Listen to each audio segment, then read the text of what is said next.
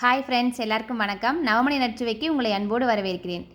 இன்றைக்கி நம்ம பார்க்க போகிற ஸ்வீட் என்ன அப்படின்னு பார்த்தீங்கன்னா பூந்தி மிட்டாய். நிறைய பேர் பூந்தியில் லட்டு செஞ்சுருப்பீங்க. டிஃப்ரெண்ட்டாக நான் இன்றைக்கி பூந்தி மிட்டாய் உங்களுக்காக செஞ்சு காட்ட போகிறேன். இந்த தீபாவளிக்கு நீங்கள் இதை மாதிரி ட்ரை பண்ணி பாருங்கள்.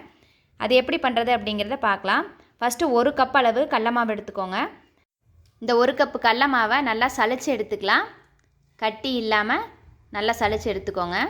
1 கப் அளவுக்கு சொல்லியிருக்கேன். இதை நீங்கள் 1 kg எடுத்தீங்க அப்படின்னா 4 டேபிள் ஸ்பூன் அளவுக்கு கார்ன்ஃப்ளவர் மாவு, 1 கிலோ வெல்லம் எடுத்துக்கோங்க. 4 டேபிள் ஸ்பூன் அளவு நெய், உங்களுக்கு வாசத்துக்கு தேவையான அளவு ஏலக்காய் தூள். இதுதான் 1 kg மெஷர்மெண்ட். இதனோட டேஸ்ட் சூப்பராக இருக்கும். கண்டிப்பாக நீங்கள் ட்ரை பண்ணி பாருங்கள். கடல மிட்டாய் மாதிரியே தான் பூந்தி மிட்டாயும் சூப்பராக இருக்கும். இப்போ மாவெல்லாம் சளிச்சாச்சு. அடுத்ததாக 1 கப்பு கடல மாவுக்கு 1 டேபிள் ஸ்பூன் அளவு கார்ன்ஃப்ளவர் மாவு சேர்த்துருக்கேன். இதையும் நல்லா சளிச்சுக்கோங்க. இதை ஒரு பவுலுக்கு மாற்றிடலாம். இப்போ இது கூட நம்ம 1 சிட்டிகை அளவு உப்பு போட்டுக்கலாம். அதிகமாக வேண்டாம். நம்ம இனிப்பு செய்கிறதுனால கொஞ்சமாக உப்பு சேர்த்துக்கிட்டோம் அப்படின்னா இனிப்பு கொஞ்சம் கூடுதலாக காட்டும். அதுக்காகத்தான். இந்த மாவில் கொஞ்சம் கொஞ்சமாக தண்ணி ஊற்றி கட்டி இல்லாமல் கரைச்சி எடுத்துக்கலாம். ரொம்ப தண்ணியாட்ட ஊற்றிடாதீங்க, அப்புறம் பூந்தி கரெக்டாக வராது. இது மேலே இப்போ நம்ம 1 டீஸ்பூன் அளவு ஆயில் போட்டுக்கலாம். எந்த எண்ணெயாக இருந்தாலும் பரவாயில்ல. காய வைக்காத எண்ணெய் ஊற்றிக்கிங்க, காஞ்ச எண்ணெய் வேண்டாம். பாருங்கள், இந்தளவுக்கு பார்த்துக்கு இருந்தால் கரெக்டாக இருக்கும். இப்போ எண்ணெய் காஞ்சிச்சு அப்படின்னு சொல்லிட்டு கொஞ்சமாக மாவு போட்டுட்டு செக் பண்ணி பார்த்துட்டு அதுக்கப்புறமா பூந்தி கரண்டியில் மாவு ஊற்றிட்டு பூந்தி பொரிச்சு எடுத்துடலாம். பூந்தி சுடுறப்ப எண்ணெய் நல்லா காய்ச்சலாக இருக்கணும். அப்போ தான் பூந்தி உங்களுக்கு முத்து முத்தாக கரெக்டாக மேலே எழும்பி வரும். பூந்தி லட்டுக்கு பூந்தி நம்ம 3/4 பாதத்தில் வேக வச்சு எடுத்துருவோம். இது கொஞ்சம் நல்லா மொறுமொறுப்பாக வேக வச்சு எடுத்துக்கோங்க. காரா பூந்திக்குள்ளே எடுக்கிற அளவுக்கு. பாருங்கள், நல்லா சலசலப்பெல்லாம் அடங்கி நல்லா வெந்து வந்துருச்சு.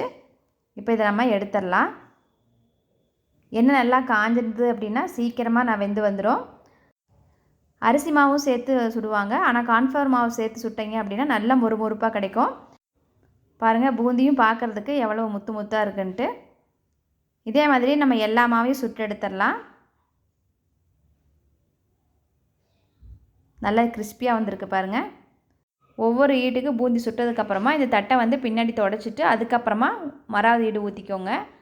பின்னாடி மாவு ஒட்டி இருந்துச்சு அப்படின்னா இந்த மாதிரி பூந்தி ஊற்றும் போது நம்மளுக்கு ஒரு மாதிரி மாவு அப்படியே லென்த்தாக விழுகிற மாதிரி விழுந்துடும். அதனால தான்.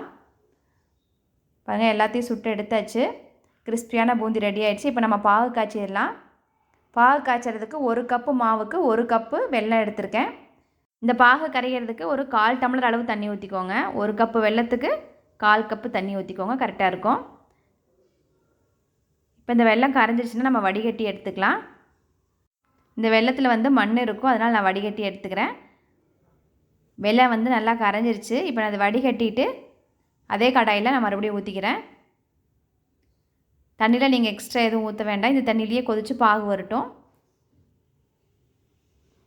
கடல மிட்டாய்க்கெலாம் எந்த அளவு நம்ம பாகுப்பதம் எடுக்கிறோமோ அதே அளவுக்கு தான் இந்த பூந்தி மிட்டாய்க்கும் பாகுப்பதம் எடுக்கணும். பாகு காஞ்சிட்ருக்கட்டும். நம்ம அதுக்குள்ளார பிளேட்டில் நெய்யோ எண்ணெயோ தடவி வச்சிடலாம்.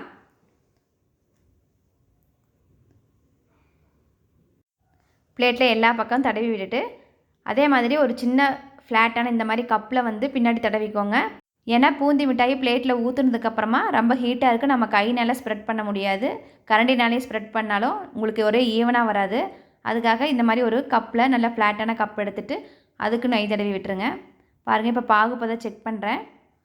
ஒரு பிளேட்டில் தண்ணி ஊற்றிட்டு பாருங்கள், எடுத்து பார்த்தா பாகு கெட்டியாக இல்லை. இன்னும் கொஞ்சம் நேரம் கொதிச்சா போதும். மறுபடியும் விட்டு பார்க்கலாம்.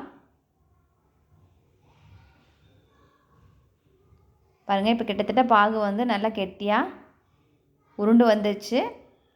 இந்த உருட்டி வச்ச பாகை நீங்கள் கீழே போட்டிங்கன்னா நல்லா கல் மாதிரி சத்தம் கேட்கணும். அந்தளவுக்கு பாகுப்பதம் வந்தோடனே நீங்கள் இறக்கிடலாம்.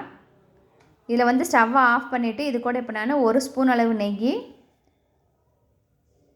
வாசத்துக்கு தேவையான அளவு ஏலக்காய் தூள் ரெண்டையும் சேர்த்துட்டு மிக்ஸ் பண்ணிவிட்டு இப்போ நம்ம பொரித்து வச்ச பூந்தியை உள்ளே கொட்டி மிக்ஸ் பண்ணிடலாம். ஸ்டவ்வை ஆஃப் பண்ணிவிடுங்க பாகுப்பதம் வந்தோடனையும். இப்போ எல்லா பூந்தியும் உள்ளே சேர்த்துட்டேன்.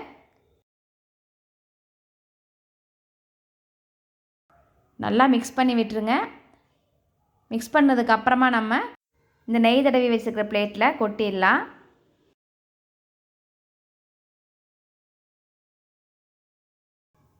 பாருங்கள், நல்லா கரெக்டாக ஈவனாக இந்த மாதிரி இந்த கப்பில் வச்சு நல்லா ஸ்ப்ரெட் பண்ணி விட்டுட்டோம்னா சூப்பராக செட் ஆகிடும். இந்த பூந்தி மிட்டாய் சூடு ஆறுறதுக்குள்ளே நம்ம பீஸ் போட்டுடலாம். சூடாக இருக்கும்போது பீஸ் போட்டிங்க அப்படின்னா தான் அச்சா கரெக்டாக வரும். ஆறிடுச்சுன்னா உங்களுக்கு இந்த அளவுக்கு அழகாக வராது அச்செல்லாம். அதுக்காக தான் இது ஆறுனதுக்கப்புறமா பாருங்கள் எவ்வளோ அழகாக அச்சு விட்டு வருது அப்படின்ட்டு. சூப்பராக ஸ்கொயரான பூந்தி மிட்டாய் பாருங்கள் எவ்வளோ அழகாக ரெடி ஆகிடுச்சுன்ட்டு.